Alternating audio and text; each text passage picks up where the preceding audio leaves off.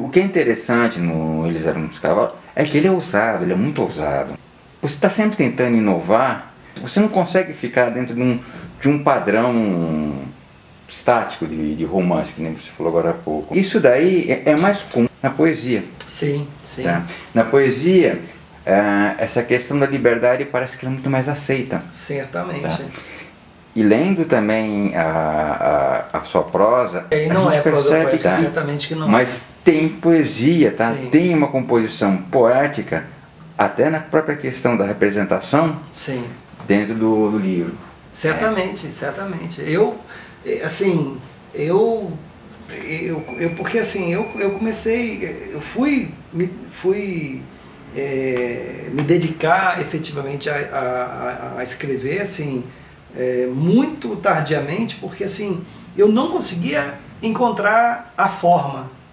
A minha questão sempre foi formal. Eu sabia que histórias que eu queria contar, o que me interessava contar, mas eu não sabia como contar isso. E como eu sou um leitor muito mais de poesia do que de prosa, eu fui me deparando, eu fui na verdade tropeçando na coisa da forma, né?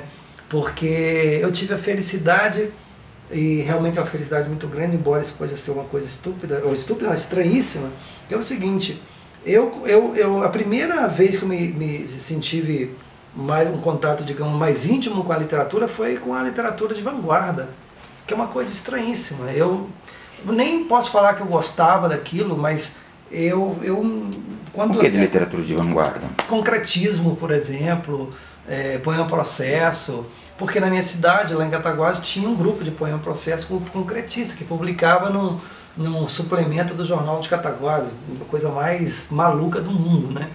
E eu olhava aquele negócio lá, é claro que eu não entendia nada daquilo, mas aquilo, para mim, foi essa primeira manifestação de literatura, era aquilo. Eu falei, isso é literatura. E aí passei a achar que literatura era aquilo, né? E aí depois eu fui descobrindo que existiam outras maneiras. Mas aquilo para mim foi tão importante, por quê? Porque eu sem querer, eu estava assim, numa ponta muito, quer dizer, eu estava lá na frente no exército, eu estava lá na vanguarda, né? E aí eu pude voltar. Eu acho que seria muito mais complicado, muito mais difícil se fosse o caminho contrário. Quer dizer, eu começasse na coisa bem tradicional e fosse caminhando naquela direção. Como aquela coisa que me aparecia era tão estranha, eu adquiri um gosto de saber assim, olha, nada é tão estranho quanto aquilo. Então, tudo que vem para trás, eu posso olhar com esse olhar de não ter preconceito contra isso e tal.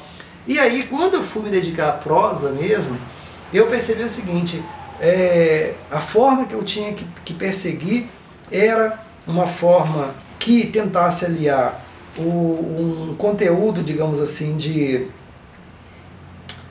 social, político, no sentido político, a palavra tem de bonito, de honroso, né?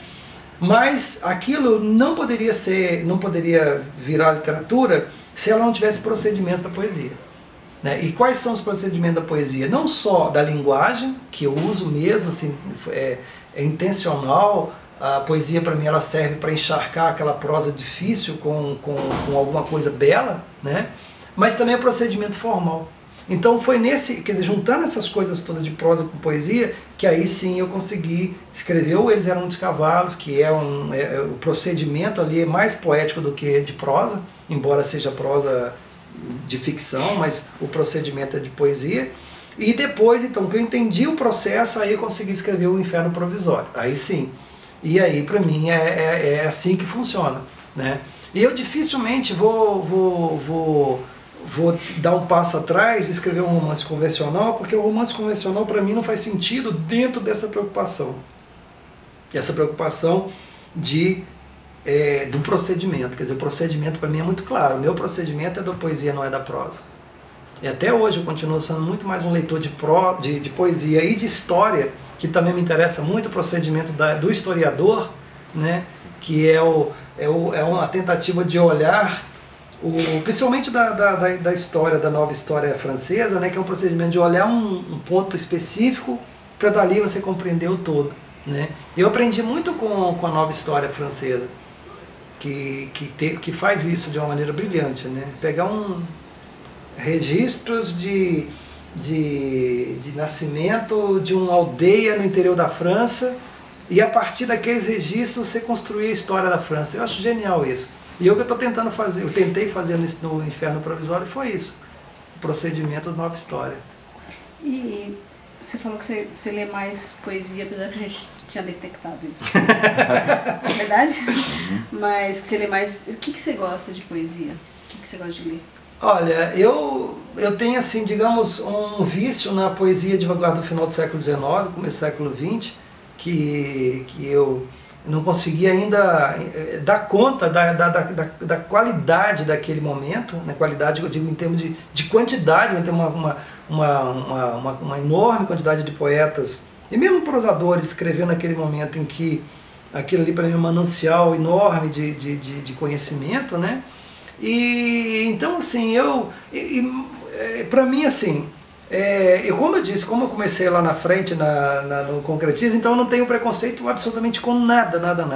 Então, da mesma maneira que eu sou apaixonado por Baudelaire, que eu acho talvez seja o poeta que mais me instiga, embora ele pouco, digamos assim, pouca experimentação formal ele tenha feito, mas ele me instiga porque ele tem alguns procedimentos que me interessam. E então, assim, desde ele, passando por toda a poesia de vanguarda do final do século XIX, enfim, toda aquela poesia francesa e tudo, mas também me interessam os procedimentos, por exemplo, de bons sonetistas, por exemplo, porque um sonetista bom, ele também é uma experimentação formal magnífica, porque você tem que estar, você tem um rigor formal ali que é uma coisa dificílima, né? Então, por isso que também acho que, assim, achar que o soneto é uma coisa desprezível. Não, ali tem um rigor, uma procura, uma busca de expressão ali que é muito complicado.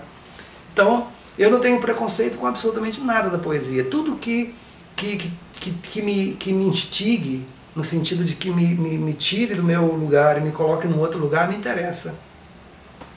E mesmo na prosa também. E você acha que nós estamos num bom momento em poesia brasileira? Ou você percebe alguma tendência, alguma melhora, piora? Você tem visto?